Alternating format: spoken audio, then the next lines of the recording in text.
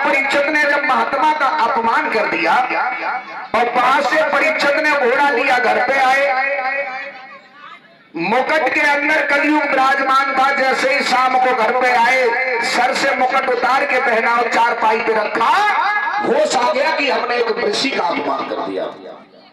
होश आ गया और माफ करे चुगला ओर से चले आए भैया।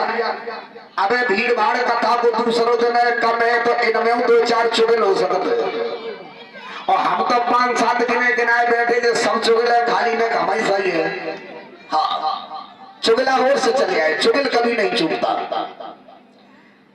कोई प्राणी कहीं से देखता रहा, उसने आकर के लोमस ऋषि के पुत्र श्रृंगी ऋषि को बता दिया, अरे तुम तो बड़े बलवान हो, तुम्हारे पिता का किसी ने बड़ा अपमान कर दिया।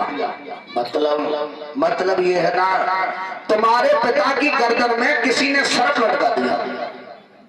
पिता का अपमान सुनकर के श्रृंगी ऋषि से रुका नहीं गया, वहां से भागे, कौशिकी नामक नदी से जल लिया है, पढ़कर के मारा, अरे दुष्ट, अरे मूर्ख, जिसने हमारे भोले भाले पिता का अपमान किया है, आज से 7वें दिन जो सर्प हमारे पिता की गर्दन में डाल दिया है, यही सर्प जिंदा होकर के उस दुष्ट को डसने के लिए आएगा।